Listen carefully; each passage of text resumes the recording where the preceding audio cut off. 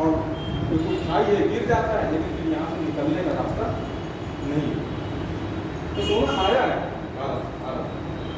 भारत में। तो ऐसा तो नहीं, अगर 2-4 जगह भूगोल पढ़ते हैं साउथ इंडिया में, तो सोना के खाने हैं दक्षिण भारत में, कोलार वगैरह, कर्नाटक में कोलार। यस, और अच्छा तो खाना है नहीं। अभी तुमने अभी भारत सरकार ने कितना 100 टन सोना खरीदा है, अभी जाके गूगल कीजिएगा और पता चलेगा कितना 100 टन सोना खरीदा है बाहर से सोना। अभी मुश्किल से 3 महीने के अंदर की न्यूज़ है, 2500 टन कितना सोना खरीदा है भारत सरकार ने। तो सोना भारत में तो है, आएगा तो बात, अब खरीदा, पैसा दिया, खरीद के रखा। भारत में आभूषण का निर्माण भी बड़े पैमाने पर होता है, जैसे सोने के आभूषणों का निर्माण भी। अच्छा होता तो पहनता कौन? पहनना जैसे सर जब बाबा ने लिखा है यहाँ पर यहाँ के लोगों के बारे में, तो कौन से लोग सोना? सबको नंगा भूखा बताया उसने, पहनते जो कुछ लोग थे, राजा कुछ महाराजा। मेरा कहने का मतलब है कुछ लोग सिर्फ मौज करते थे। जब मान लीजिए 100% थे तो 80% मौज नहीं करते थे, 20% मौज करते थे। ये मेरा कहने का है। और अब जो सिस्टम बन रहा है, वो सिस्टम बन रहा है कि 100 लोगों को पूरा मौज।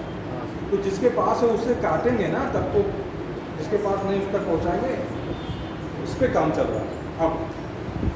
और सर एक क्वेश्चन है, महमूद गजनवी और मोहम्मद गौरी, मतलब दोनों के परिपेक्ष में अगर देखा जाए तो महमूद गजनवी मतलब लूटता था लेके भाग जाता, महमूद गजनवी लुटेरा, लेकिन किसी क्षेत्र पे मतलब आधिपत्य अपना नहीं किया। हाँ, लेकिन सर मोहम्मद गौरी ने मतलब आधिपत्य किया, लेकिन वो फिर भी मतलब मुल्तान लौट जाता था। तो मतलब ऐसा क्यों, मतलब क्षेत्र को पूरा साम्राज्य था, लौट क्यों जाता? तो वो पूरा साम्राज्य मिला लिया ना। जैसे जो राजधानी लेकिन थी, सर वो खुद शासन नहीं करता था। महमूद गजनवी से लेकर नहीं, वो अपने एकता अपॉइंट करता था हर एक को। जैसे मुल्तान का अलग था, लाहौर का अलग था, सिंध का अलग था। तो लाहौर का ही तो मालिक था मोहम्मद गौरी, और लाहौर से ही वापस जा रहा था तो उसकी हत्या हो गई सिंध में 1206 में। तो लाहौर को जो देख रहा था वो कुतुबुद्दीन ऐबक देख रहा था, और कुतुबुद्दीन ऐबक यानी कि 1206 तक, 1206 नहीं 1210 तक जो राजधानी थी वो लाहौर थी। जब इल्तुतमिश सुल्तान बना है तब वो लाहौर से राजधानी दिल्ली शिफ्ट किया। ये क्वेश्चन पूछता है कि राजधानी शिफ्ट किसने किया दिल्ली लाहौर से? तो शिफ्ट किया इल्तुतमिश ने, मतलब तो लाहौर के लिए। मतलब सर जब तक मतलब दिल्ली सल्तनत का काल चला तब तक मुल्तान से उसके बाद भी जैसे कुतुबुद्दीन ऐबक था तो आपने नासिरुद्दीन उबाचा और ये कौन था ताजुद्दीन एल्दौज, तो ये इक़्तिदार ही थे। और जब तक गौरी था तब तक वो उसके अधीन थे। अब वो कह रहे थे कि लाहौर पे हम कब्जा करेंगे, तो कुतुबुद्दीन ऐबक चतुर्वैवाहिक नीति पॉलिसी अपनाई और सबके साथ में संबंध रखे। तब अपने आप को उसने कभी भी सुल्तान नहीं घोषित किया, उसने मलिक एवं सिपा सलार की हैसियत से उसने शासन किया। क्योंकि अगर सुल्तान 2 साल तक 1206 से 1208 और 8 में उसने सुल्तान घोषित किया और 10 में चौहान क्षेत्रों में, वो भी 8 में कब घोषित किया? जब अपने दोनों प्रतिद्वंदियों को संतुष्ट कर दिया, ताजुद्दीन एल्दौज और नासिरुद्दीन उबाचा। खैर ये सब इतिहास, ये सब अब नहीं पढ़ने की जरूरत है, ये सब सिविल सर्विस में नहीं पूछा जाता। जब आप इतिहास के पीछे से कुछ बचा नहीं है मुझसे कि कोई कोना बचा हो जिसको मैंने पढ़ा। लेकिन अब यहाँ इतनी टाइम बाउंडिंग है कि 4 दिन में ख़त्म करना है, तो कितना ख़त्म करना है? जितना हम ख़त्म कर पा रहे हैं तभी मैं 1.5 घंटे का मैं 2 घंटा हो जाता है, कभी 2.25 घंटे तक अन कर दिया तो चल रहा। तो इस तरह से 6 महीने का कोर्स में 4 घंटे का, तब भी मैंने एक रूपरेखा बना दी, एक रूपरेखा, एक लाइन खींच दिया है जिस पर आप अगर चलेंगे तो निश्चय आपको सफलता मिलेगी। और कोई भी टीचर, जैसे जो मैंने सीखा है वो खुद पढ़ के सीखा है, जो हमारे टीचर हैं उन्होंने हमको रूपरेखा दी और मैंने सीखा, वो मैं आपको सिखा रहा हूँ। अब आप जब खुद पढ़ेंगे तो खुद, जैसे हम आपको रूपरेखा दे रहे हैं, किताब से खुद पढ़ना पड़ेगा, मिसगाइड नहीं करना चाहिए कभी किसी बच्चे को। उतने से तुम्हारा बहुत है, ज्ञान की कोई सीमा नहीं, कोई ये नहीं कह सकता कि मैं परफेक्ट। बस यही है कि experience makes a man perfect. बस हमारे आप में अंतर क्या है? Experience. Nobody can say that I am perfect, but experience makes a man perfect. आपकी बात क्या होता है, धीरे धीरे परफेक्ट होता है। तो इसे मैंने सल्तनत पीरियड आपको बताई, तो उसका आर्थिक व्यवस्था बताया, ठीक है, सामाजिक व्यवस्था बता रहे हैं, राजनीतिक व्यवस्था बता रहे हैं, सिस्टम कैसे चल रहा पूरा सिस्टम बता रहे हैं, और सिस्टम फेल क्यों हो गया ये भी बता रहा है। तो आज हम पढ़ेंगे मुगल साम्राज्य, जैसे कल खत्म हो गया मुगल साम्राज्य पढ़े।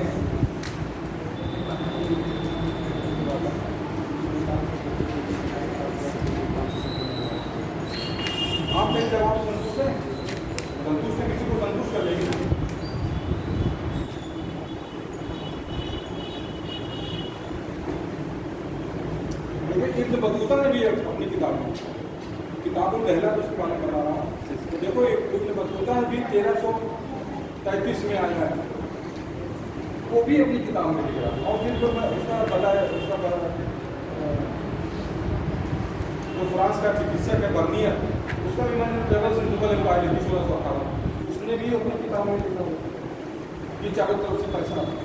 और तुम उसके बाद जब मुगल के बाद जब अंग्रेज आए भारत में, तो अंग्रेज भी सोना चांदी लेकर आते थे और वो देते थे, यहाँ से माल खरीद कर देते थे। जब उन्होंने 1757 में प्लासी का युद्ध बनना था, तब वो अपने देश से पैसा निकाला। उसके बाद से वो वही रेवेन्यू कलेक्ट करके तब व्यापार किया।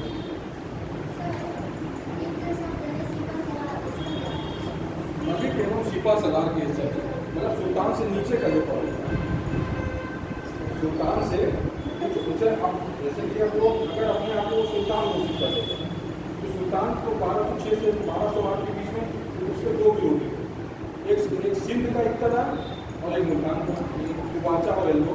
वो कह रहे थे हम बनेंगे, हम बन गया। अब उसने अनाउंस किया नहीं अपना उत्तराधिकारी।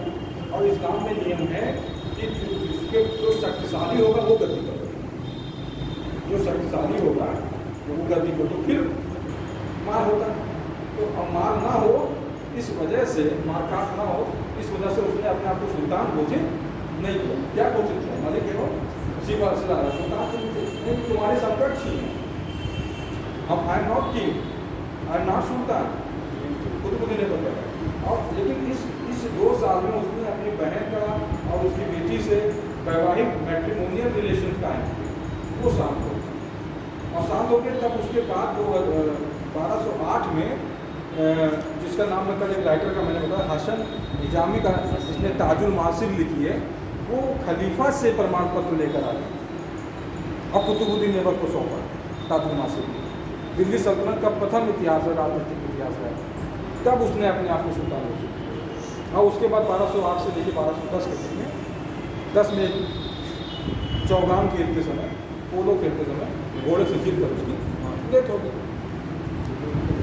तो इसको पॉलिसी समझना पड़ेगा आपको, पॉलिसी कि जैसे कि क्या एग्जाम्पल दें, कैमरा ऑन है ना आपको बताइए, तो आप देखेंगे कि भारत की स्थिति क्या, जैसे अभी किताब में लिखा हुआ है, लेकिन थोड़ा डीप पढ़ेंगे अंडरस्टैंडिंग क्लियर होगी। सर्कमस्टेंसेस को समझना पड़ेगा कि आखिर जीता क्यों। आप प्रश्न होते हैं आखिर बाबर जीत कैसे गया, तो हम देखेंगे कि जिस समय उसने आक्रमण किया उसको भारत की राजनीतिक स्थिति क्या थी, ये जानना जरूरी है। जैसे दिल्ली देखेंगे, अब दिल्ली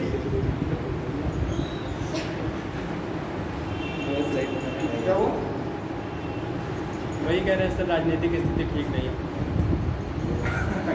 ठीक नहीं थी, आपको ये देखना है। देखे आपने देखा इतिहास पढ़ा कि 1351 तक, जब तक मोहम्मद बिन तुगलक शासक था, तब तक दिल्ली सल्तनत का स्ट्रक्चर कितना बड़ा हो गया। पूरा साउथ इंडिया और पूरा नॉर्थ इंडिया, उसको जीत कर इतना बड़ा साम्राज्य बनाया। और फिरोज तुगलक की डेथ हुई 1388 में। तो जितना बड़ा साम्राज्य था, वो साम्राज्य धीरे धीरे क्या हो गया, सेंट्रल पावर वीक हुई, तो लोग इंडिपेंडेंट हो गए। और इंडिपेंडेंट के बाद अब उसको कोई ऐसा शक्तिशाली शासक नहीं बन, कोई ऐसा नहीं हुआ जिसने फिर सबको सेंट्रलाइज किया और एक शक्ति कर दिया। अब वो प्रयास किसने शुरू किया? इब्राहिम लोग। अब हम देखेंगे कौन कौन से राज्य, दिल्ली। अब यहाँ पर ये तुम्हारे सिलेबस में है नहीं, लेकिन आएगा प्रश्न जरूर कि प्रांतीय इतिहास के बारे में, प्रांत के इतिहास, प्रोविंशियल पॉलिटिक्स के बारे में आपको जानना है। तो अब प्रोविंस का अलग से इतिहास पढ़ा था, मैंने पढ़ा है, मैंने पूरी मतलब उसका एक अलग नोट्स बना रखा है कि प्रोविंस का इतिहास, मतलब प्रोविंस में क्या आर्किटेक्चर डेवलपमेंट हुआ, प्रोविंस का क्या लिटरेचर डेवलपमेंट हुआ, प्रोविंस का क्या पॉलिटिकल, और उसके बाद प्रोविंस और प्रोविंस के बीच में झगड़े का कारण क्या है, जैसे अभी समझा रहा हूँ। जैसे दिल्ली है, अब दिल्ली एक समय में अगर आप तुगलक का समय देखेंगे तो बहुत बड़ा है। अब आप देखेंगे फिरोज तुगलक की डेथ हो गई, तैमूर पर 1398 में आक्रमण हो गया, और उसके बाद दिल्ली समेट के छोटा हो गया। अब देखेंगे दिल्ली इतना बड़ा, ठीक। अब दिल्ली बड़ा कैसे होगा? अब छोटा ही है। आप देखेंगे कि यहाँ पर दक्षिण भारत में देखेंगे तो 2 राज्य, एक राज्य का नाम है बहमनी और दूसरा राज्य का नाम है विजय। इसको नोट रखिएगा, ओवरऑल पढ़ना बहुत जरूरी है। इसमें बाबरनामा में उसने लिखा है भारत की परिस्थिति के बारे में। बाबरनामा किस भाषा में लिखा? बाबर तुर्की भाषा। वो किस भाषा में लिखी? टर्की के ही अरबी भाषा के लिए ध्यान रखना। और एक किताब आपने सुना है मलिक मोहम्मद जायसी की अकबावन, किस भाषा में?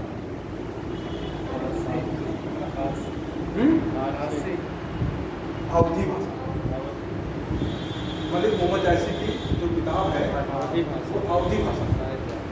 सवाल पूछा है पीसीएस में, अरबी, फारसी, उर्दू, अवधी 4 ऑप्शन दिया है, सबका गलत हो गया। पर तो भी अवधी भाषा।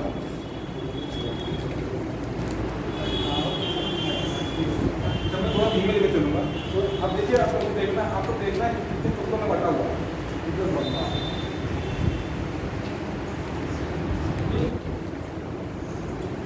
गुजरात,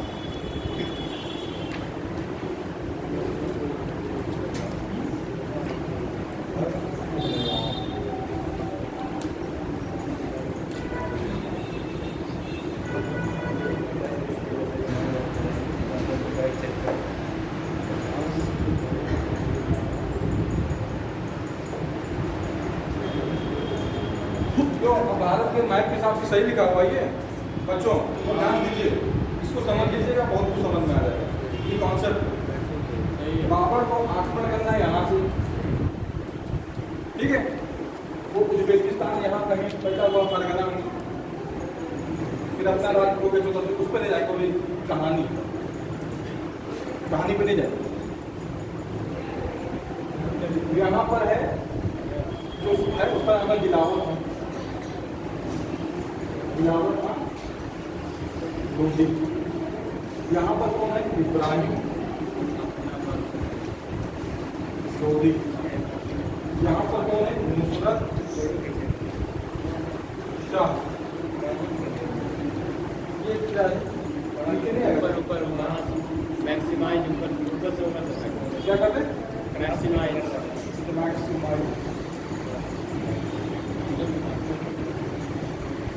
इसको नोट कर लीजिएगा अपने तैयारी पर, अपने कॉपी पे नोट कर लीजिएगा, याद हो जाएगा। बहुत मस्त चीज़ है। मालवा पे कौन है? महमूद।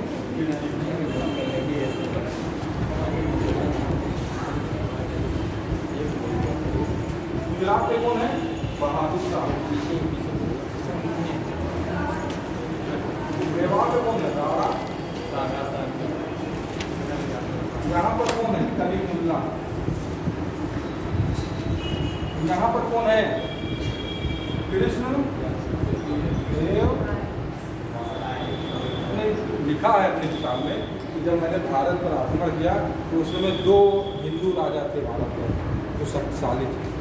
2 का नाम पूछता है पीसीएस में, कौन थे? कृष्णदेव राय और राणा शाह। और बाकी 5 जो थे वो मुसलमान थे, हिंदुस्तानी मुसलमान सब में।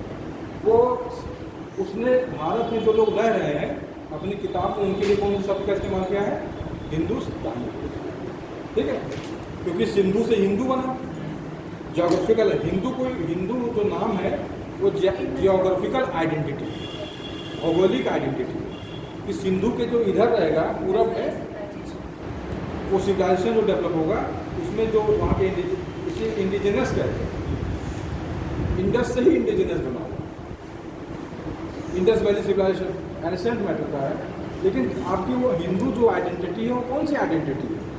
आप कहेंगे भौगोलिक आइडेंटिटी, जियोग्राफिकल आइडेंटिटी। अंडरस्टैंड? यानी कि आपको ये समझना है कि हिंदुस्तानी मतलब मुसलमान।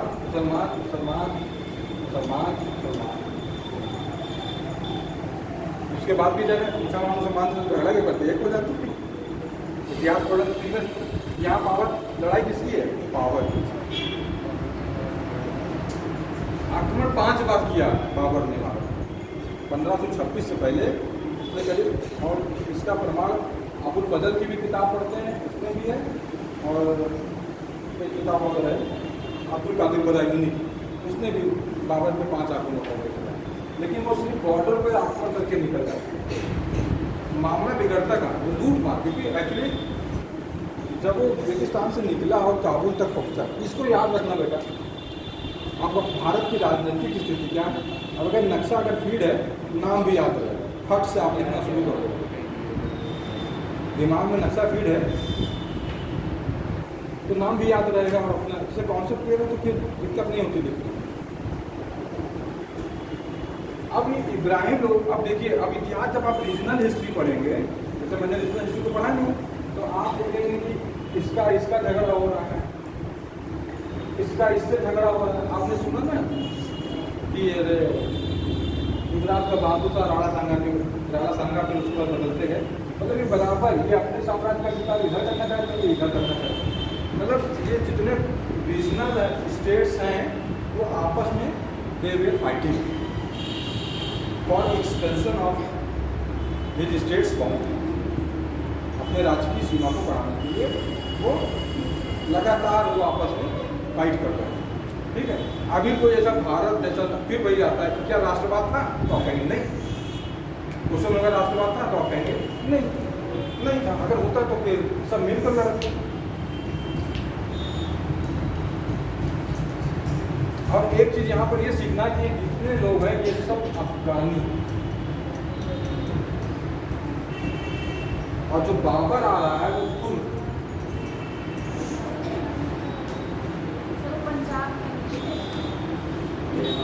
दिलावर खान लोधी तो इसका चाचा है, पंजाब का इक्तदार है, पंजाब का इक्तदार है।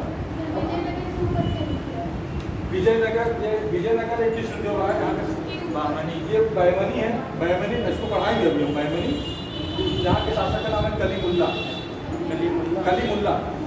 हाँ कलीमुल्ला। अब तुझे बाबर की दिमाग देखिए, किताब में लिखा है कि जो हिंदू शासक थे भारत में उस समय कौन से थे। अब भारत से मतलब है जोग्राफिकल एरिया, वही जो बिल्कुल फिक्स है, वो तब भी वही थी, आज भी वही। तो आपको ये सोचना कि क्या इनका कोई संबंध था, संबंध बिल्कुल था। और ये भी हमेशा जीतना चाहते थे भाई, ये अगर इंडिपेंडेंट हुए, अगर बैमनी साम्राज्य बना या विजयनगर साम्राज्य बना, किसके शासनकाल में? मोहम्मद बिन तुगलक के शासनकाल में, 1336 और 1348। 1336 में हरियाणा का नहीं, बैमनी विजयनगर साम्राज्य और मोहम्मद अलाउद्दीन बैमन शाह ने बैमनी साम्राज्य के स्थापना। ठीक है, 1336 1348। लेकिन अब हम 1526 पढ़ रहे हैं ना इस समय, तो कितने सालों में ये फला खुला ना, इसका अलग से, इसीलिए इसको अलग से कला कहते हैं कि यहाँ का सांस्कृतिक क्या विकास हुआ, यहाँ पर साहित्यिक क्या विकास हुआ, यहाँ का स्थापत्य का क्या विकास हुआ। लेकिन आप देखेंगे कि ये सब है, लेकिन दक्षिण भारत के मंदिर कब बने हुए हैं? बृहदेश्वर मंदिर, लेकिन किसी मुसलमान के मंदिर को तोड़ा। दक्षिण भारत में कितने भी मंदिर थे, किसी ने उसको डिस्टर्ब नहीं किया। उसके पीछे भी कारण है व्यापार। तो भैया जब ये तो अब होगा कि आपस में, यानी कि सब इंडिपेंडेंट है। और जो बहलोल लोग था वो अपने सारे ऑफिसर्स को मिला के चलता था, कोई ना बड़ा और ना कोई छोटा। ठीक है, फिर उसका बेटा है सिकंदर लोधी, उसने थोड़ा सा शुरू किया, लेकिन वो भी सफल नहीं हुआ। इब्राहिम लोधी चाहता था कि मैं किंग बनूं, मैं किंग हूँ तो सभी लोग मेरे आदेश का पालन। वो राजत्व वाली बलपन के राजत्व जो सिद्धांत थे उसको लागू करें। अब पहले लोग ने चुना। अब अफगानों में यानी पठानों में ये भावना होती है कि हम में तुम सर्वोच्च, तुम्हारी बात मानेंगे, लेकिन हम ऐसा नहीं कि तुम बड़े हो हम छोटे, हम बराबरी की भावना अफगानों में। जैसे अभी कई नस्ल पढ़ रहे हैं ना, खिलजी पढ़ रहे हैं तो अलग नस्ल है, तुर्क पढ़ रहे हैं तो अलग नस्ल है, और तुगलक पढ़ रहे हैं तो अलग नस्ल है। ये अलग अलग नस्ल के लोग जो शासन कर रहे हैं, एक दूसरे को हरा कर। सैयद पढ़ रहे हैं तो अलग है, और लोधी पढ़ रहे हैं तो ये भी अलग नस्ल है, उसी एरिया से है, लेकिन अलग अलग नस्ल के लोग, एक नहीं है। तो अब जब ये कहता है कि तुम तुम्हारा यहाँ टैक्स का जो पैसा जो तुमने कलेक्ट किया है उसको मुझे दो और ये देना नहीं चाहिए, और उसके लिए जो दबाव बनाएंगे। और जब दबाव बनाए तो इन्होंने अपने बेटे को भेज दिया बाबर के पास, ये हमारी मदद करिए और इब्राहिम लोदी को हटा दीजिए और उसके स्थान पर हमको बना दीजिए, तो हमारा टैक्स हमारा बच जाएगा और बाबर की हम अच्छे बाबर को मदद चाहिए क्यों थी? बाबर को मदद इसलिए चाहिए थी कि बाबर बहुत गरीबी में जिया। उसके बाद इतना भी पैसा नहीं होता था कि वो अपने आर्मी को पेमेंट कर सके। घोर गरीबी का देश था काबुल, आज भी है घोर गरीबी का देश, अफगानिस्तान का जो एरिया। अब काबुल भी उसने जीता था, वो तो था उज्बेकिस्तान फरगना का, वहाँ अपना राज्य खो दिया अपने भाइयों से, चचेरे भाइयों से, उन्होंने कब्जा कर लिया। और कब्जा करने के बाद फिर वहाँ से निकला तो बाबर की मदद फिर ईरान के लोगों ने किया। ईरान में शिया धर्म के मानने वाले लोग रहते हैं। बाबर सुन्नी था लेकिन उसने अपना धर्म बदला, बाबर ने, वो सुन्नी भी बना। उसने शादी भी एक शिया लड़की से की जिससे हुमायूं बना। बाबर का विवाह भी मतलब बाबर ने कई विवाह किए थे, लेकिन जो हुमायूं जो लड़का है वो शिया जो उसकी वाइफ थी उससे हुमायूं का जन्म हुआ। महम सुल्ताना नाम था उसका, खैर वो सब को मतलब है। तो कहने का मतलब है कि आपको देखना कि बाबर ने अपनी पॉलिसी कैसे चेंज की अपने आप को इस्टेब्लिश करने के लिए। शिया भी बना, जब मौका मिला इस्टेब्लिश हो गया तो उसने शिया को छोड़ दिया। शिया का एक ड्रेस होता है, खिचड़ी लिबास बोलते हैं, और जब टर्बन लगाते हैं तो उसमें एक कलगी लगाते हैं, लेकिन जो हाँ वो सब उसने पहना। और उसके बाद जब वो विन कर लिया अपने एरिया को, काबुल को और गजनी के एरिया को, तो फिर उसने छोड़ दिया। और वहाँ पर जब उसको पता चला कि भारत पर कभी तैमूर ने आक्रमण किया था, और तैमूर की 5वीं पीढ़ी का बाबर, तैमूर भी तुर्की था, बाबर भी। और मंगोल खान की इसकी जो माँ थी वो 14वीं पीढ़ी की थी, और ये तैमूर के 5वीं पीढ़ी का था इसका पिता। दोनों के मिलने से बाबर का जन्म हुआ। तो कहा कि जब वो तैमूर लूट कर आए थे तो उनका जो एरिया था उस पर ये अपना प्रभुत्व स्थापित करना चाहे कि बाबर के, तो मेरा एरिया था पहले से जीता है। जैसे तुम सुन रहे हो कि यहूदियों को हटा दिया गया था, भगा दिया गया इजराइल से, और फिर यहूदी आके फंस कर कह रहे हैं कि हमारा था हम लेंगे, तो कह रहे हैं कि नहीं 2000 साल से गायब थे तो अब कहाँ आ गया अपना हिस्सा हमारे। लेकिन ज़बरदस्ती अपना हिस्सा वो ले रहे हैं, जम गए वहीं पर, तो वो अपना हिस्सा भी चाह रहे रेड वाला से नहीं चलेगा क्या? चलेगा।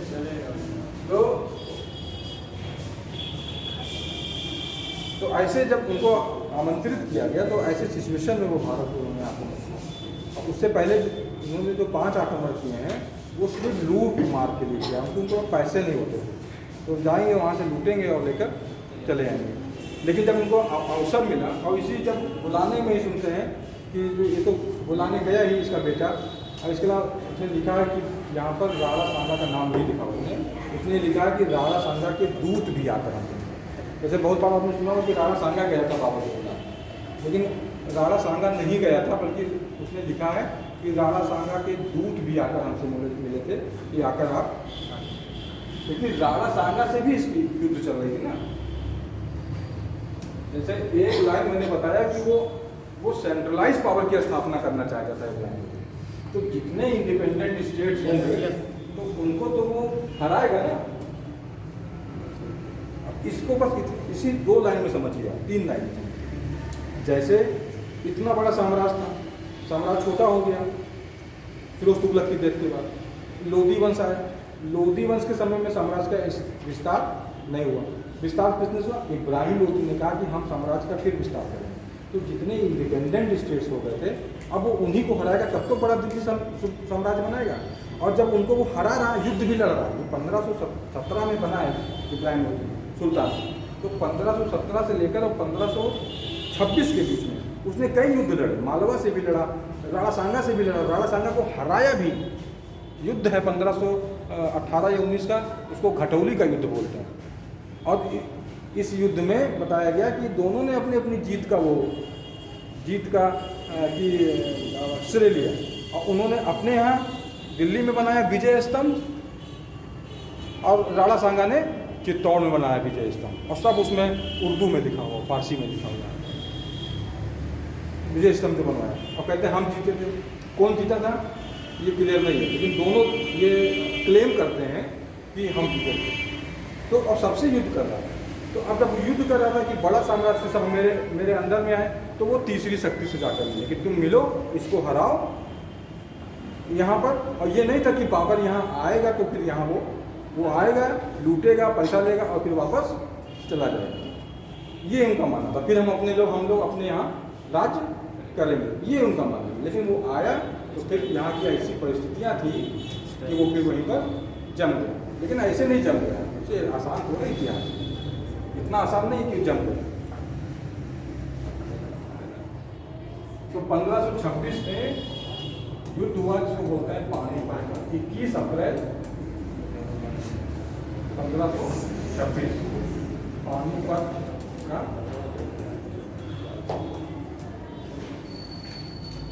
बहुत डिटेल नहीं पढ़ाएंगे। 21 अप्रैल में पानीपत का बस जाने कि ये युद्ध हुआ, बहुत ज़्यादा देर नहीं चला, 2 घंटे युद्ध चला।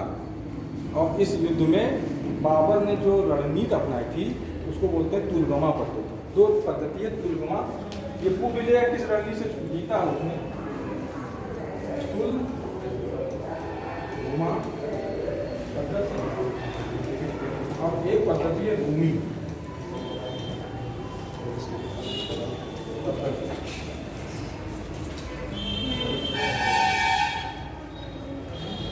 रूमी मतलब समझिए, रूम को मतलब तुर्की बोलते हैं। रूम का मतलब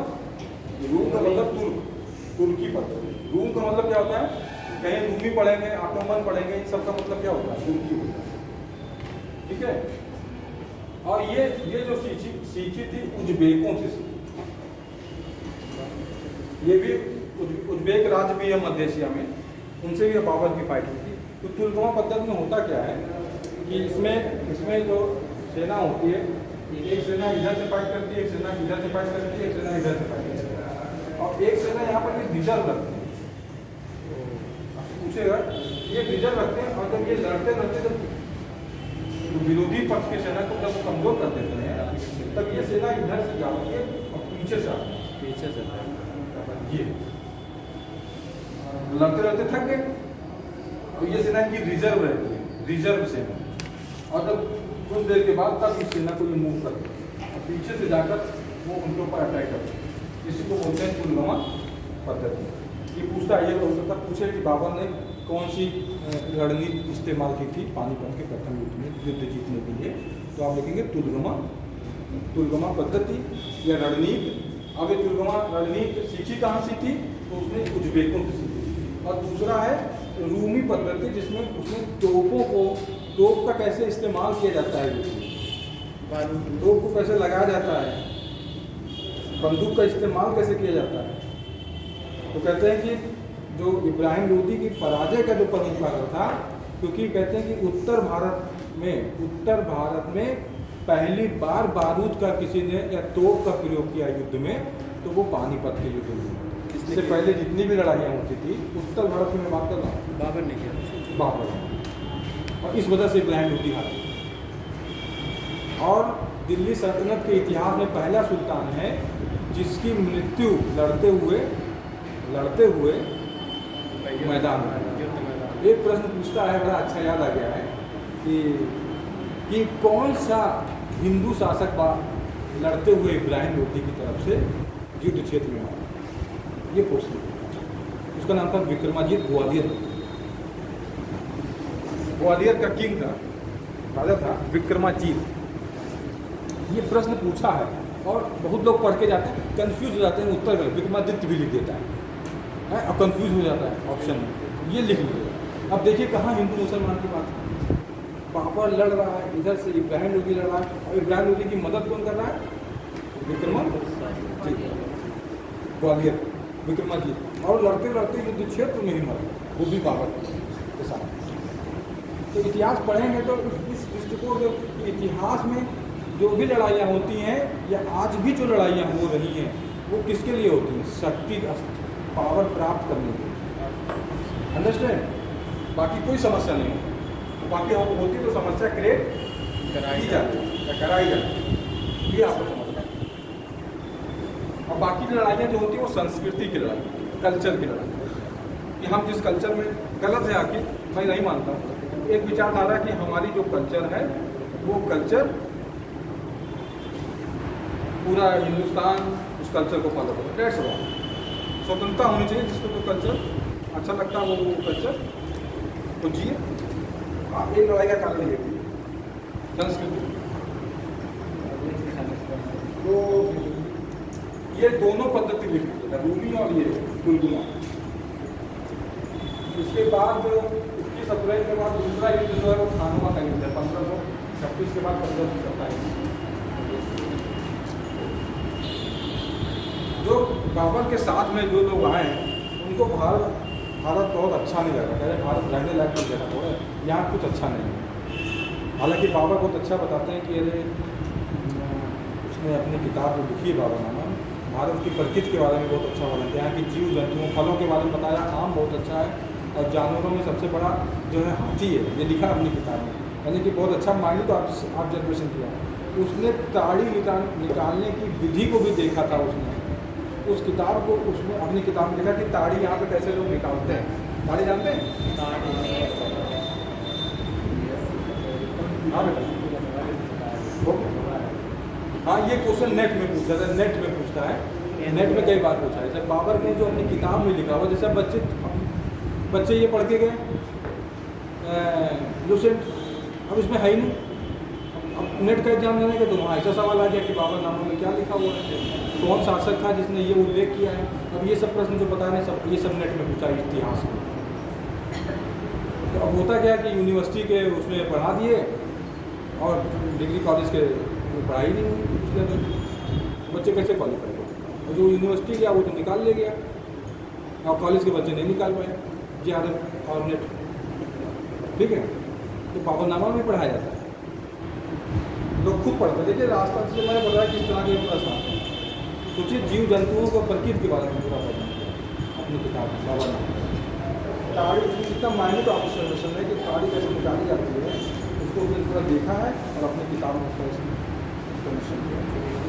भारत के पुरुषों के बारे में, भारत की महिलाओं के बारे में उसने लिखा है कि यहाँ की महिलाएँ जो हैं वो देखने लायक हैं। जिस एरिया से वो आता था वहाँ वाइट स्किन है मध्य एशिया, और यहाँ की स्किन जो है वो अरे गेहुआ रंग है। ये भी जानो गेहुआ रंग क्यों है, ये मिक्स रेस है।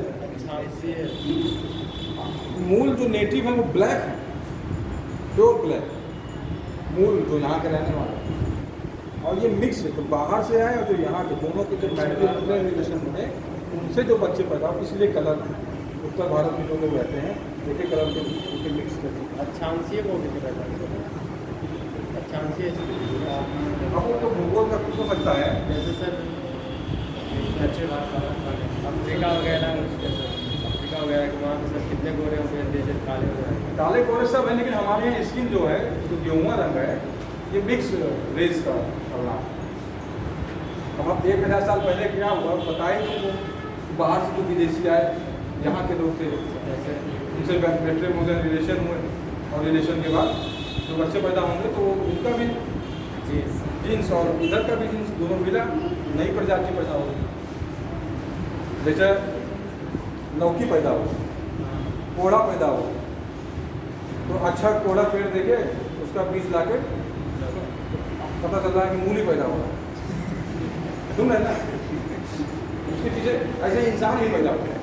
कोई मतलब सीधी जवाब है, इंसान भी क्या है, कीड़ा है, जैसा मिला तो वैसा बेटा होगा।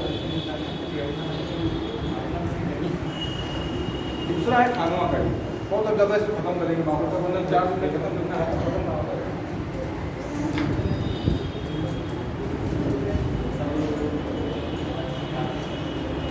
अब लाड़ा सांगा के खिलाफ इसका अभियान होता है। लाड़ा सांगा ने वो ध्यान से सुनिए, क्या मोबाइल में चला अच्छा तो जरूरी काम है सर। गेहुआ और सांवला में अंतर क्या है सर? नहीं सेम है, गेहुआ सांवला सब एक ही चीज़ है। गेहुआ भाई कृष्ण जी का कलर है, और सांवला भी तो नहीं, बस वही सांवला, दोनों एक ही है, गेहूँ कलर। भारत की नॉर्थ इंडिया में मैक्सिमम जितने लोग रहते हैं इनका जो कलर है वो कौन क्या है, गेहुआ। हम तो काले हैं नहीं लेकिन गेहुआ है मैक्सिमम। तो काले घोड़े से और बहुत कम लोग हैं जो गोरे हैं, जिसको गोरे हैं वो तो बड़ा अपने आप को पता नहीं क्या समझते हैं। अंग्रेज अपने भारत में वो अपने आप को अलग क्लास समझते हैं। गाँव में भी मिल जाता है चाहे, लेकिन अब गोरे वो किस लिए हैं, सिर्फ जीन के ऊपर डिपेंड है। चलिए ठीक है, लेकिन सब जाने रहिए ये सब क्यों ऐसा होता है, ऐसा हुआ। खानवा का युद्ध जो था, अब राणा सांगा ने एक संघ बनाया। इस संघ यहाँ पे सोचेगा कि राणा सांगा ने एक संघ बनाया। संघ का मतलब क्या है, अलायंस बना कि हम हराएंगे। और उस अलायंस में जितने अफगान थे, अफगान प्लस राजपूत, ये कहे अफगान मतलब मुसलमान जितने हो गए। अब मुसलमान देखे दो हो गए, एक मुसलमान हो गए तुर्की और एक मुसलमान हो गए अफगान। और अफगान मुसलमान जो हैं इनके लिए हिंदुस्तानी कह रहा है, वो विदेशी है मुसलमान तुर्की, और वो इसके लिए भी हिंदुस्तानी शब्द का प्रयोग कर रहा है और इसके लिए भी हिंदुस्तानी शब्द का, दोनों हिंदुस्तानियों को हरा। तो ये संघ जो बनाया, और ये संघ अगर जीत जाता तो फिर कोई दूसरा इतिहास होता। लेकिन ये संघ जो था अफगान और प्लस राजपूतों का, वो खानवा के युद्ध में बाबर की सेना के, लेकिन बाबर की सेना जीतती क्यों, यहाँ पर उसने एक नारा दिया था कि मुझे जिहाद का, जिहाद का मतलब ये वही धर्म युद्ध होता है। जिहाद का युद्ध यहाँ भारत में इस्तेमाल करेंगे तो धर्म युद्ध होगा। मोहम्मद साहब ने भी जिहाद का नारा दिया। इसका मतलब क्या होता है? धर्म युद्ध कह सकते हैं।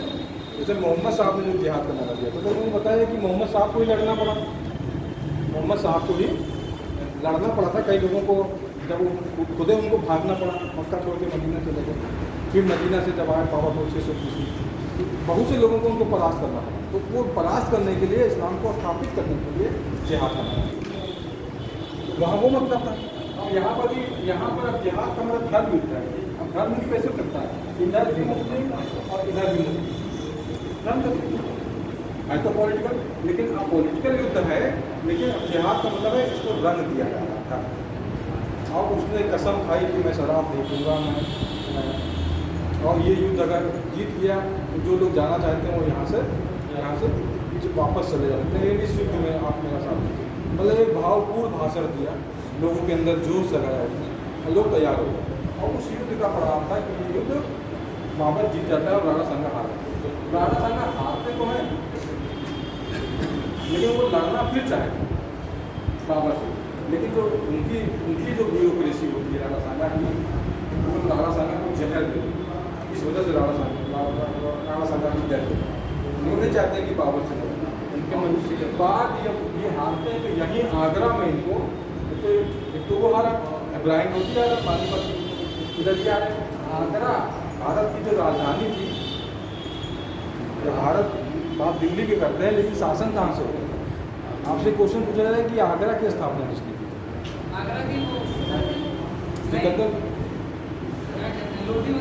सिकंदर लोधी। कब की थी? 1505 35 नहीं, 35 नहीं, देखिएगा कब है, चलिए आप। तो आगरा को कैपिटल बनाया था, तो आगरा में ही राजकोट था। तो बाबर को पैसा बहुत मिल गया इसी जो खजाना मिल गया, और उस खजाने से फिर अब उसको और अभी तक सिर्फ लोग थे, पैसा नहीं था। अब लोग भी हैं और पैसा भी है। फिर बाबर को सबसे ज़्यादा यहाँ अगर परेशानी हुई तो सिर्फ मुस्लिम रूलर से, महमूद लोधी, आलम खान लोधी, लोधियों से। और यही लोधी में से एक था शेरशाह सूरी, जो अफगान था और जो भी बाबर से भी बड़ा था, उम्र में बाबर से बड़ा था। बाबर के साथ में भी राशि शेरशाह सूरी थी। इसके बाद जो युद्ध होगा, एक युद्ध होगा चंदेरी का युद्ध, मेदनी राय से चंदेरी का युद्ध। उसके बाद 28 में और 29 में होगा आगरा का इतिहास में सब होता कि ऐसा कौन सा युद्ध है मध्यकाल का जो पहली बार जल और थल दोनों पे लड़ा गया। ये प्रश्न है कि ये घाघरा का युद्ध है जो जल और थल दोनों स्टेज पे लड़ा गया, पहला युद्ध है मध्यकाल। ठीक है, और इसमें भी बाबर को विजय मिली। तो अब धीरे धीरे आप देखेंगे 1530 तक देखेंगे बाबर का साम्राज्य जो है वो वहाँ पंजाब कानपुर से शुरू होता है और आकर इधर बॉर्डर यूपी का जो बॉर्डर है उधर से बंगाल से होता है, बंगाल की सीमा पर कितना बड़ा। अभी ना ये मालवा जीत पाता है, ना बंगाल जीत पाता है, और ना चित्तौड़ जीत पाता है, और ना गुजरात जीत पाता है। अभी भी यहाँ पर इंडिपेंडेंट शासक हैं। ठीक है, और इसी बीच में 1530 में इसकी डेथ हो जाती है। अब इसकी डेथ कैसे होती है कहानी पढ़िएगा, बहुत कहानी है।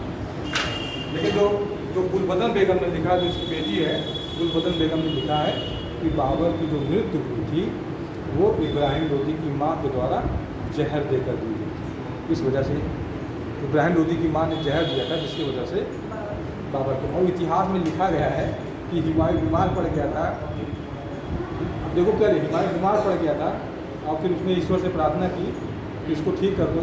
इसका मतलब था कि वो इतिहास को इंटरप्रिटेट किया है, इतिहास में धार्मिकता को लाया जा रहा है कि बच्चे पढ़ें तो उनको पावर ऑफ गॉड का एहसास हो। लेकिन इतिहास इस चीज़ को एक्सेप्ट ऐसा हो सकता है, इसका मतलब है कि डिवाइन थ्योरी है। डिवाइन थ्योरी को कभी एक्सेप्ट, अगर आप इंटेलेक्चुअल, जैसे अभी राजपूतों की मैंने 2 डिवाइन थ्योरी बताई कि यज्ञ किया, एक डिवाइन थ्योरी वहाँ पर है कि ब्रह्मा जी के मुख से कौन पैदा हुआ, भुजाओं से कौन पैदा हुआ। तो इसको वैज्ञानिक दृष्टिकोण इसको नहीं कहते। अब वैज्ञानिक दृष्टिकोण में आएंगे तो इसको स्वीकार नहीं कहते। तो डिवाइन थ्योरी पे हम विश्वास नहीं कर सकते। तो उसके पीछे भी कोई पॉलिटिक्स रही होगी, अंडरस्टैंड। ये सोचना है अगर आपको एक भीड़ से अलग होना है। जैसे अभी तुम सोचते हो डिवाइन थ्योरी का मतलब है, जैसे अब साईं बाबा को देख रहे हो, खूब बढ़िया चल रहा है, आजकल चल रहा है। कितने बाबा लोग चल रहे थे, आजकल चल रहा है, क्यों? इसका मतलब है कि वो डिवाइन मिसगाइड करते हैं। ज़्यादातर जो रूरल थे, चाहे यूरोपियंस थे, चाहे मतलब कि यहाँ के भी रहे होंगे, उन्होंने जो अपनी सत्ता को वैधता देने के लिए जो है धर्म का सहारा लिया। बिल्कुल लिया, वैधता देने के लिए लिया, और लोगों की आस्था है तो उसका यूज करते हैं कि ईश्वर ने तुम्हारे से मुझे प्रतिनिधि करके भेजा है शासन करने के लिए। वो दिया है, वो मध्यकाल की बात, आधुनिक काल में नहीं है, वो मध्यकाल की बात है। इनलाइटमेंट, जब आप इनलाइटेड हो जाएंगे तो आप स्वीकार नहीं करेंगे। अब भारत में इनलाइटमेंट कब आया? भारत में पुनर्जागरण कब आया? नवजात मोहन शुरू होता है 18वीं शताब्दी से। तो उससे पहले हम कहेंगे डार्क एज था। इनलाइटेड का मतलब होता है कि जो परंपराएं हैं, रूढ़वादिता है, कुरीतियाँ हैं, इसको समाप्त किया जाए और एक ऐसे पुनर्जागरण, एक नवीन वैज्ञानिक सोच के आधार पर समाज का निर्माण किया जाए। अगर भारत आपका बना तो जो तमाम कुप्रथाएँ थी, गलत परंपराएं थी, उनको समाप्त करना पड़ा, तब लोग जुड़े आपस में, और जुड़े तो वही आपस में जुड़े तो वही राष्ट्र बना, और वो जब राष्ट्र बना तो उसने संघर्ष किया मिलकर, तब उनको हराया। और उसको अलग अलग अगर रहे तो अलग अलग देख रहे हैं कि कोई तीसरा व्यक्ति आकर और भारत के ऊपर शासन कर रहा था, अंडरस्टैंड। अगर अलग अलग रहे तो कोई तीसरा व्यक्ति आकर शासन कर, अब क्यों नहीं ऐसा हो? ये इस बात में था। अब देखिए सिर्फ एकता की बात हो रही है, अब वैज्ञानिक सोच की बात हो रही है। वर्तमान समय में मोबाइल है, गांव गांव पहुंच गया, लोगों को क्या सोचवा रहा है? वैज्ञानिक सोच, ऊपर था, गलत परंपरा, सब कुछ समाप्त करने की बात है। तब भारत हमारा अच्छा होगा, वरना क्या हो, कोई तीसरा भारत के ऊपर शासन। तो ये बाबर हुआ, क्या हो गया टाइम। अब बाबर के बाद हुमायूं, इतना बड़ा साम्राज्य था, हुमायूं बाबर के 4 लड़के थे, हुमायूं अस्करी, हिंदाल, कामरान। उसने अपने राज्य का बंटवारा भी कर दिया, अपने भाइयों को बांट दिया बाबर।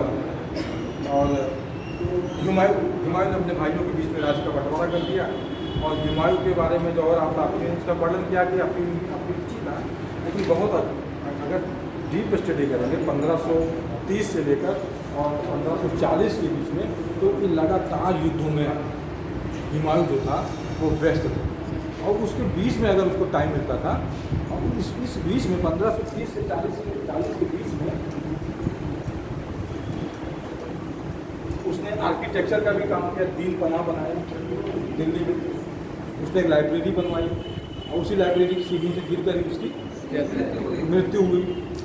लगातार युद्ध से मतलब है कि जो उसका दुश्मन था, हुमायूं ने चित्तौड़ के ऊपर भी आक्रमण किया, हुमायूं ने मालवा के ऊपर भी आक्रमण किया, और हुमायूं ने मालवा होकर गुजरात के ऊपर किया। ये आप पढ़ेंगे तो आप पढ़िएगा तो सीखिएगा कि हुमायूं भी साम्राज्य को बड़ा करना चाहे, लेकिन चित्तौड़ को वो हरा, लेकिन चित्तौड़ को हराया। चित्तौड़ उन्होंने अधीनता मानी थी पूरी हुमायूं, ठीक है, उनकी जब भी पावर था।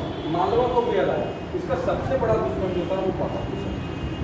और बहादुर शाह जो था गुजरात का जो शासक था, इसमें बहुत ज़बरदस्त लड़ाई, कई बार लड़ाई हुई गुजरात में हुमायूं की सेना और बहादुर शाह। तो ये हरा नहीं पाए। कोई किला था, उस किले में वो छुपा हुआ था, तो 40 दिन तक हुमायूं घेरा डाले हुए थे बता उस किले में। और वो जब हुमायूं भी उस किले में कूद के गया तब तक वो भाग गया। और भाग के गया तो अब अगर यहाँ पढ़ेंगे 1538-39 के बीच में, तो इस समय आप देखेंगे गुजरात में, गोवा में वो आ चुके थे पुर्तगाली 1498 में भारत आ चुके थे। और पुर्तगाली ने गोवा को 1509 में जीत लिया था। याद नहीं पड़ा, जान लीजिए, इससे बहमनियों से जीता है। नीचे अभी आपको नहीं बताया बहमनी साम्राज्य, उसके नीचे बताया क्या था, विजयनगर। बहमनी साम्राज्य के अंतर्गत गोवा। और वहीं पर जब ये आए कालीकट पर पुर्तगाली, फिर धीरे धीरे उन्होंने अपना एक्सटेंशन किया। वहाँ मत देखिए, इधर देखिए, ये गोवा बिल्कुल दक्षिण में, ये गोवा, और यहाँ पे कालीकट 1498 में आए और उन्होंने गोवा को जीता। तो इसी के बगल में देखेंगे तो ये एरिया है, ये गुजरात है। और गुजरात और महाराष्ट्र अलग नहीं था, हाँ अलग नहीं था। आज़ाद होने के बाद 1962 में भाषा के आधार पर गुजरात अलग राष्ट्र बनाया गया और महाराष्ट्र अलग बना। वो मराठी बोलते हैं, वो क्या बोलते हैं, गुजराती बोलते हैं, ठीक है। तो वहाँ जब उसने तो ये भाग कराया और इस भाग कराया और इनकी मदद मांगने आया, पुर्तगालियों की मदद। और पुर्तगालियों का जो गवर्नर था उसका नाम था नाना दी कून्हा। तो नाना दी कून्हा गवर्नर था। तो अब उससे मदद मांग रहे हैं, तो मदद नहीं किया बल्कि इनको समुद्र में ही डुबो के मार दिया बहादुर शाह। तो इस तरह से उसने अपना एक्सपेंशन किया। लेकिन अब दूसरा जो दुश्मन था, इधर तो ये जीत गए, दूसरा उनका दुश्मन था, उसका नाम था इधर पूरा बनाइए तो शेरशाह सूरी। शेरशाह सूरी, तो शेरशाह सूरी को अब पराजित करना है। इधर तो ये अपना एक्सपेंशन कर ही रहे हैं और शेरशाह सूरी के बीच में इधर तो 2 युद्ध हुए, 1 और 2।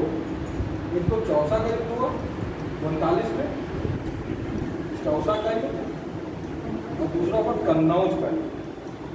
कन्नौज का ये है बिलग्राम का युद्ध। अब देखिए चौसा कहाँ पर है, मैप में सोचिए चौसा कहाँ पर है, ये मैप में देखिए कन्नौज कहाँ पर, ये देखना बहुत जरूरी है। तो आप देखिए फिर बंगाल यहाँ बॉर्डर पे आपको चौसा मिलेगा और कन्नौज कहाँ मिलेगा। देखिए गंगा नदी के किनारे, गंगा को देखिए, हम लोग ज्योग्राफी पढ़ते हैं तो आप भी देखिए गंगा नदी कहाँ से निकलती है और किन किन राज्यों से होकर बह के और कैसे वो जाती है बंगाल की खाड़ी में। और नदियों के किनारे ही मैक्सिमम बड़े स्टेट्स हैं, क्योंकि नदी के किनारे क्यों है, क्योंकि नदी से फर्टाइल एरिया होगा अगल बगल, इरीगेशन होगा, नहर तो बने नहीं है बहुत बड़े बड़े। अगर अभी गंगा नदी सूख जाए, पानी ना हो, तो हम लोग को भोजन मिलना बंद हो जाए, क्योंकि उसी नदी में पानी आता है, तो फिर उससे सिंचाई होती है और प्रोडक्शन होता है। तो हम लोगों की जीवन रेखा क्या है, उत्तर भारत के लोग गंगा जीवन रेखा, गंगा नदी है, इसीलिए सरकार नदी पर काम कर रही है, पैसा खर्च कर रही है कि नदी सूखने ना पाए। अगर सूख जाएगी तो उत्पादन सिर्फ एक गंगा नदी सूख जाएगी। इसलिए लोग हैं उत्तराखंड से लेकर उत्तर प्रदेश और उधर फिर बिहार और बंगाल, ठीक है, तब जाके आपका बंगाल की खाड़ी है। तो चौसा का युद्ध जो आप देखिए, चौसा का युद्ध कहाँ पर है, ये बंगाल बिहार बाहर पर है। और इस युद्ध में हारा शेषासुरी से, तो हारने के बाद ये भागा वहाँ से मैदान में, तो जाके नदी में गया। नदी में जब कूद गया, अपने घोड़े को कूदा दिया, तो इसको बचाया एक निजाम नाम था उसका, निजाम हिस्ती नाम था। तो जब बचा लिया तो उसने कहा कि ठीक है, एक दिन में तुमको निजामुद्दीन औलिया की तरह मशहूर कर दूँ और तुम्हें दिल्ली का या आगरा का तुमको बादशाह बना। तो जब वो वहाँ से बच कर आया, और एक पंचमहल जो बनवाया है, पंचमहल क्यों बनवाएगा अकबर? नहीं, जो आपने ममता नाम की कभी आपने सुना होगा, किसका? ममता नाम का जो जयशंकर प्रसाद ने जो लिखा है, हिंदी यार मैंने नहीं पढ़ा। तो उसमें जब ये घायल होकर जाते हैं, वो उसका जगह का नाम भूल गया, मतलब उसमें कहते हैं कि वो जो औरत रहती है झोपड़ी में, वो छोड़ो, हम बताएं साहित्य मतलब इमोशंस होता है, वहाँ इमोशनल ब्लैकमेल किया जाता है, इसलिए साहित्य, इतिहास और साहित्य हो जाता है। लेकिन हाँ, साहित्य है लोगों के भावनाओं को जागृत करने का काम। जैसे अभी आपको बढ़िया वीर रस की कविता सुना दें तो किसी की हत्या करवा दें, आपको बढ़िया श्रृंगार रस का गाना सुना दें तो किसी से प्रेम करवा दें। अंडरस्टैंड? साहित्य के अंदर ये चीज़ है। आपको दुख वाला गाना सुना दें, आप रोने लगें, बिल्कुल इमोशन, लेकिन इतिहास का इमोशन से कोई मतलब नहीं। हाँ, लेकिन साहित्य का स्थान है। एक पुरुषोत्तम है, प्रोफेसर पुरुषोत्तम अग्रवाल, वो कहते हैं कि अरे आप विज्ञान पढ़ के रोबोट बन जाए, इमोशन कहाँ से लाए? आप किसान के दर्द को, आप मजदूर के दर्द को, एक आम आदमी के दर्द को सीखोगे कैसे? जब साहित्य पढ़ो, वरना आप रोबोट बन जाओगे सिर्फ विज्ञान पढ़ के। तो आपको रोबोट बनना है कि इंसान बनना है, तो आपको साहित्य। लेकिन उसे अकबर ने बनवाया था, उसे अकबर ने बनवाया, पंचमहल अकबर ने, क्योंकि वो जो है जब वो घायल होकर जब जाते हैं तो उस दुनिया में एक औरत रहती है, जयशंकर प्रसाद ने लिखा है ममता में से, तो वो जब जाते हैं तो वो शरण मांगते हैं उससे, औरत से हुमायूं, हाँ, शरण मांगते हैं। अब हमने नहीं पढ़ा भाई, साहित्य तो मैंने पढ़ा ही नहीं। नहीं तो मैं बता दे रहा हूँ ना, शरण मांगते हैं, मना करती है हालांकि, लेकिन फिर भी वो मतलब मदद दे देती है शरण। रात भर वो मतलब वहाँ पे रहते हैं, उसके बाद में सुबह चले जाते हैं। तो वो उसके वचन दिए रहते हैं कि यहाँ पे मतलब कि चूँकि वहाँ पे ठहरे रहते हैं, बाद में तो हुमायूं की डेथ हो जाती है, लेकिन अकबर उनका पुत्र होता है, तो वहाँ पे वो महल बनवाता है। हो सकता है, मतलब मैंने साहित्य, मैंने इंग्लिश लिटरेचर और हिंदी लिटरेचर, 4 लिटरेचर है, हिंदी, इंग्लिश, उर्दू और संस्कृत, चारों में। और लेकिन लिटरेचर पढ़ना चाहिए, क्योंकि आपको लिखने में वोकैबुलरी आपकी जितनी स्ट्रांग होती है, उतने अच्छे शब्दों का इस्तेमाल आप राइटिंग्स को करेंगे। इसलिए मैंने जब मैं स्टूडेंट लाइफ में था तो मैंने डिक्शनरी बनाई, फारसी शब्द, उसका हिंदी में मीनिंग क्या होता है, क्योंकि नेट वगैरह में शब्द भी लिख देता है, फिर उसका मतलब लिख देता है हिंदी में, खत्म मिलाइए, ऐसे ऐसे शब्द हैं जानते नहीं उसका मतलब। तो फिर कलेक्शन किया मैंने, और कलेक्शन करके एक डिक्शनरी बनाई कि पा से जितने शब्द आएंगे पा में लिखेंगे, पा से जितने शब्द आएंगे पा से लिखेंगे, तो धीरे धीरे करके वो कलेक्शन हो गया।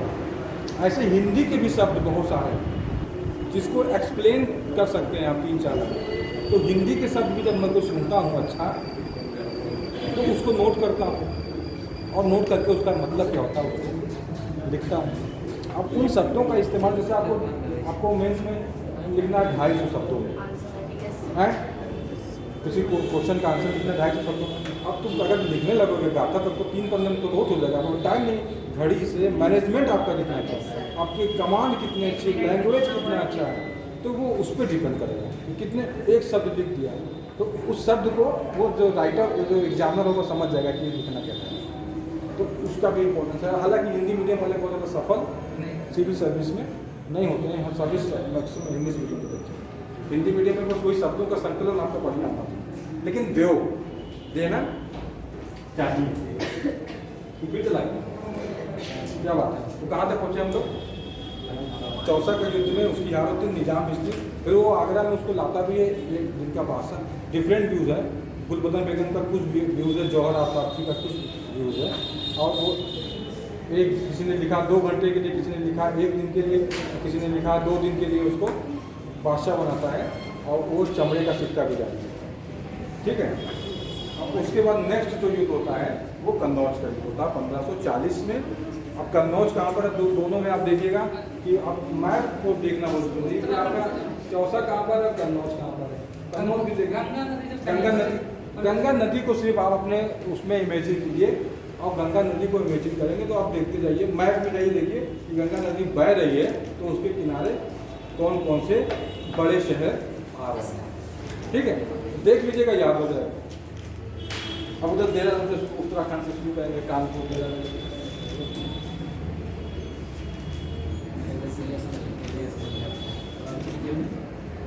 और यहाँ जब वो हारता है इस युद्ध में, कन्नौज का युद्ध जब हारता है तो उसके बाद उसको निर्वासित जीवन जीना पड़ा।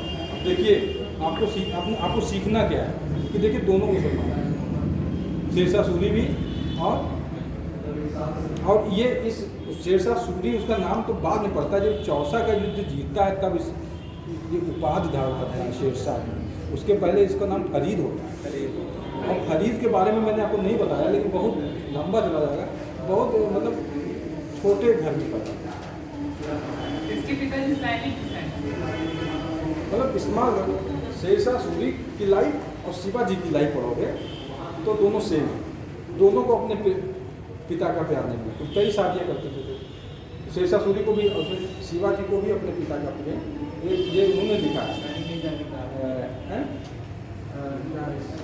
शिवाजी के ऊपर काम किया है, ठीक है, अब शिवाजी पढ़ाएंगे तो बता देंगे, लेकिन बड़ा अच्छा इन्होंने कालिका रंजन कानूनगो, KR कानूनगो नाम इतिहास का। जैसे मैंने अलाउद्दीन खिलजी के बारे में बताया था, किशोरी शरण लाल, KS लाल नाम बताया था कि बहुत काम रिसर्च किया उन्होंने। ऐसे कालिका रंजन कानूनगो ने काम किया है शेरशाह सूरी के ऊपर, यानी कि शेरशाह सूरी को कोई जानता भी नहीं था, उन्होंने रिसर्च करके इतिहास में इस चैप्टर को जोड़ा है कि हुमायूं के बाद जो चैप्टर जो 1540 से लेकर और 1555 का जो हिस्ट्री है, शेरशाह सूरी फिर उसका बेटा इस्लाम शाह, ये लोग शासन किए हैं, इसको रिसर्च करके इसको ऐड किया। इसकी देन कौन है? कालिका रंजन, KR कानूनगो को आप जब भी पढ़ेंगे शेरशाह सूरी तो आप KR कानूनगो को जरूर पढ़ेंगे, उनके बहुत सारे चैप्टर। और जाने कैसे? क्योंकि जब अकबर जब आया गद्दी पर बैठा तो अकबर ने अपने शासन काल के 37वें वर्ष में अपने सभी लोगों को बुलाया और कहा कि अपने मेमोरी के हिसाब से आप हिस्ट्री कि बाबर के समय में क्या हुआ, हुमायूं के समय में, तो उन लोगों ने अपने मेमोरी के हिसाब से किया।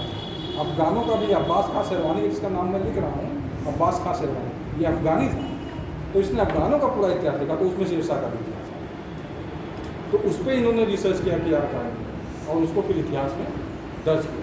मतलब फिर अब हुमायूं के बाद सीधे आ जाते हैं अकबर, लेकिन शेरशाह और शेरशाह सूरी अकबर का अग्रगामी, उसने जो सिस्टम बनाया उसी सिस्टम पर अकबर ने आगे काम किया। बस अकबर ने उसमें नई चीज़ जोड़ी थी, मनसबदारी व्यवस्था, वो कब पढ़ाएंगे, क्योंकि अकबर के डिटेल नहीं पढ़ाएंगे, डिटेल पढ़ाएंगे तो अकबर ही चलेगा गलत 1.5-2 महीने, इतना लंबा चल।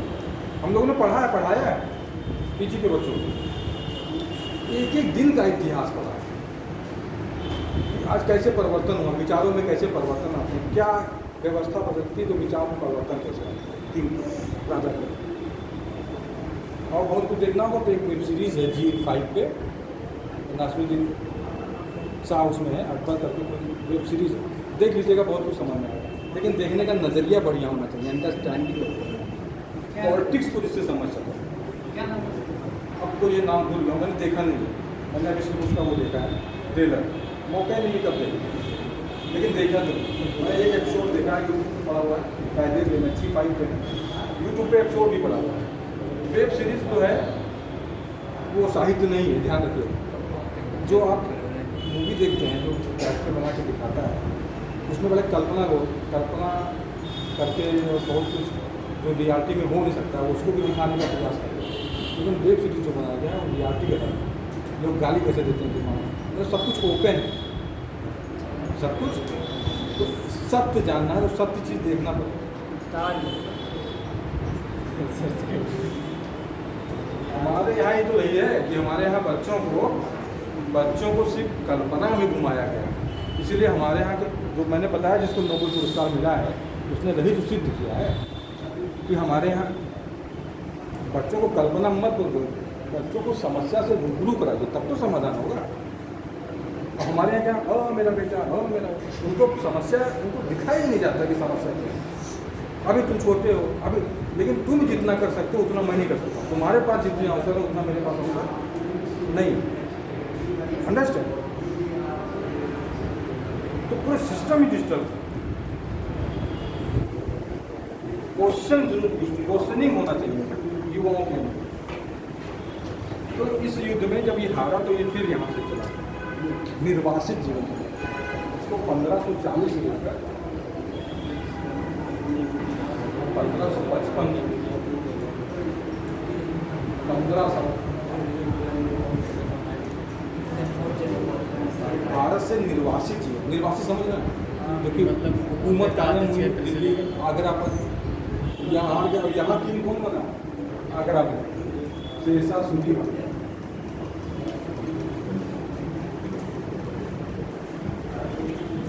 और जब ये गए तो फिर से अभी कम्बैक करेंगे ना, तो 15 साल हो।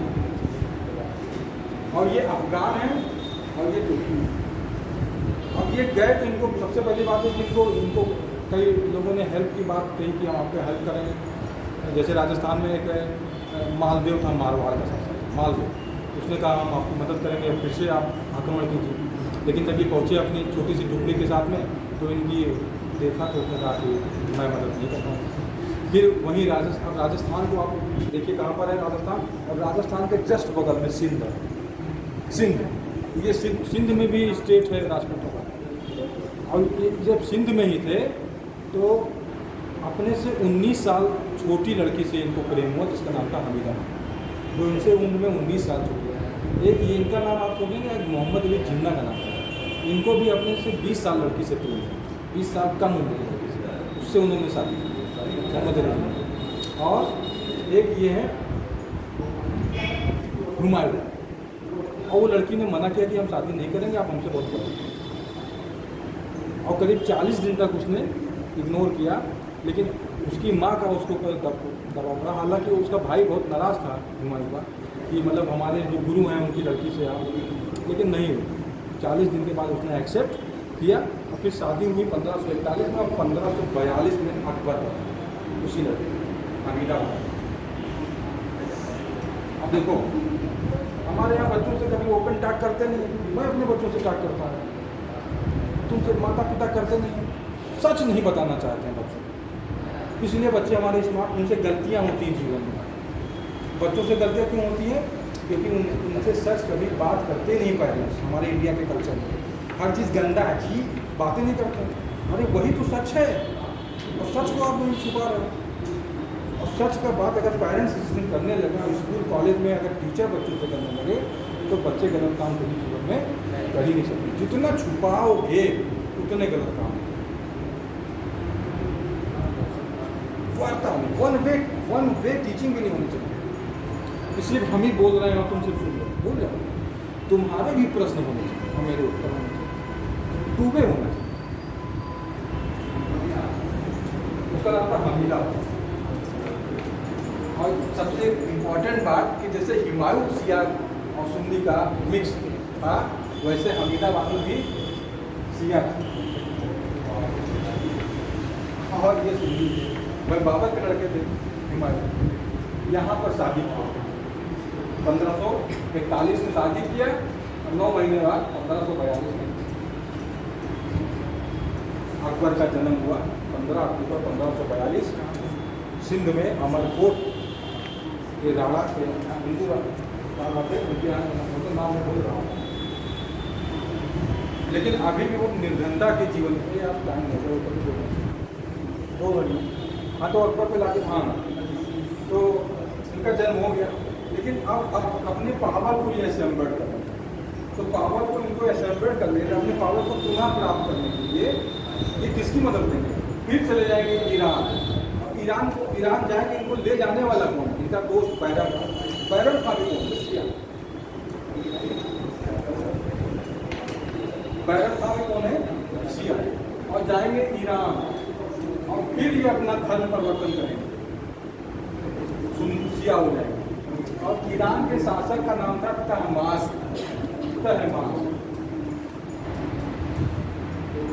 और उसकी मदद से ये फिर जाएंगे तो जीतेंगे काबुल।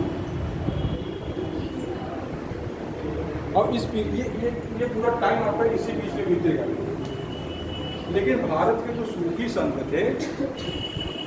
सूफी संत थे, ये चाहते थे कि भारत में ये फिर से वापस कम बैक करें। ये चिट्ठियाँ लिखते थे, क्योंकि वो चिट्ठियाँ जब उसको रिसर्च हुआ तो पता चला कि भारत के सूफी संत, उसका नाम मैं भूल रहा हूँ, मोहम्मद गौस नाम था, कि सफलता की दुल्हन बहुत जल्द भारत में कदम रखेगी। और ये भी चिट्ठी लिखा था इनको कि आप आइए भारत में शरीयत का कानून लागू करें। सूफी संत शरीयत का कानून, ये सब प्रश्न पूछता है नेट वगैरह, कौन है, कहाँ है, शरीयत लागू करें, मुस्लिम कानून लागू करें। भारत के सूफी संत, अब सूफी पढ़ाएंगे तो लेकिन अब 2 दिन में कितना पढ़ा पाएंगे? हमको बांधे देंगे तब तो नहीं समझ आएगा ना, बांध देंगे तो हम नहीं पढ़ेंगे। हमको खोले रहें तो हम धीरे धीरे करके ख़त्म करेंगे, लेकिन बांध देंगे तो नहीं पढ़ेंगे। तो जो जितना हम पढ़ा पा रहे हैं पढ़ा देंगे। तो अब जब ये कम बैक किया 1555, लेकिन 1555 से पहले, कम बैक से पहले आपको इंडिया आना पड़ेगा। ये तो बाहर है, निर्वासित जीवन जी रहा है, इसका बेटा है। यहाँ पर शेरशाह सूरी है, 1540 से लेकर 1545 तक इसने शासन किया, 5 साल। 45 में कालिंजर पर इसने आक्रमण किया और वहीं पर बताते हैं कि एक तोप का गोला फट गया जिसमें ये जख्मी हुआ और उसकी डेथ हो गई। और डेथ होने के बाद इसका जो पुत्र था इस्लाम शाह, वो गद्दी पर बैठा। तो 1545 से लेकर 1555 तक इतिहास है। ये लिखेगा 40 से 45 तक शेरशाह सूरी। इसके बारे में लेकिन पढ़ना बहुत जरूरी है, क्योंकि इसका प्रशासन पढ़ना बहुत जरूरी है। तो अब इसका शार्टेस्ट हम बता देंगे, जो मैंने आपको बताया है कि दिल्ली सल्तनत के बारे में जो प्रशासन एडमिनिस्ट्रेशन जो बताया है, उसी एडमिनिस्ट्रेशन के तहत ये भी काम करता था। इसने भी ज़मीनों की मेजरमेंट कराई और फिर लोगों को इसने पट्टा और कबूलियत, ये 2 सिस्टम है, वो शुरू की थी। उस समय में पट्टा और कबूलियत की व्यवस्था किसने शुरू की थी? तो शेरशाह सूरी ने शुरू की, ठीक है। विभिन्न फसलों को उसने मेजरमेंट करा के उनकी रेट सूची, जिसको राई कहते हैं, उसको जारी कराया था कि कौन कितने रेट में कितना चीज़ बेचेगा। मतलब एक बहुत अच्छी सिस्टम उसने बनाया। इसके अलावा व्यापार में कभी कोई नुकसान ना हो, इसके लिए उसने वस्तुओं के दाम निर्धारित करा। वो तो राई उसको कहते हैं, वस्तु का दाम। व्यापार में तो लॉ एंड ऑर्डर, कानून व्यवस्था को, मैंने कहा कि सरकार का काम होता है कानून व्यवस्था में, ये तो बताया ना। तो सरकार की अगर किसी भी एरिया में अगर चोरी होती है, लूट होती है, तो इसकी रिस्पॉन्सिबिलिटी उसने किसके ऊपर फिक्स कर दी? उस एरिया के सबसे बड़े अधिकारी कि आपसे लिया जाएगा उसको।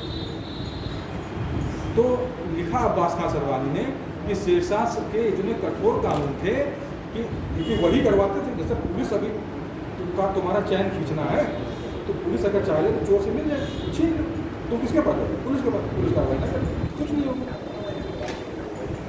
अब इसने कहा कि अगर शिकायत आई मेरे पास तो तुमको अपनी जेब से देना, नहीं पुलिस को तुमको अपनी तनख्वाह से देना पड़ेगा अगर लूट हुआ किसी व्यापारी के साथ। तो बताते हैं कि लोग जाते थे सोने मूल वस्तुओं से रखी वस्तु रखकर सो जाते थे, लेकिन किसी की हिम्मत नहीं थी कि उसको छू ले, क्योंकि जो उस एरिया का जो सिकदार था उससे वो वसूल करना था, बिल्कुल रोक लगा दी। इसके अलावा और भी बहुत सी अच्छी बातें हैं इसके पीरियड की, बहुत अच्छी व्यवस्था, बहुत अच्छा, मतलब सेकुलर भी था। इसने हिंदुओं के लिए तमाम व्यवस्थाएं शुरू की। आप सड़कों का नाम सुने होंगे आपने, इस ग्रांड ट्रक जीटी रोड को उसको 1800 समथिंग में लॉर्ड ऑकलैंड ने इसको जीटी रोड का नाम दिया। वो लाहौर से लेकर और बंगाल के सोनार गाँव में बना, 4 सड़कें बनवाई थी, आगरा से चित्तौड़, लाहौर से मुल्तान की, और लाहौर से बंगाल के सोनार तक, और एक सड़क और 4 सड़क बनाई थी।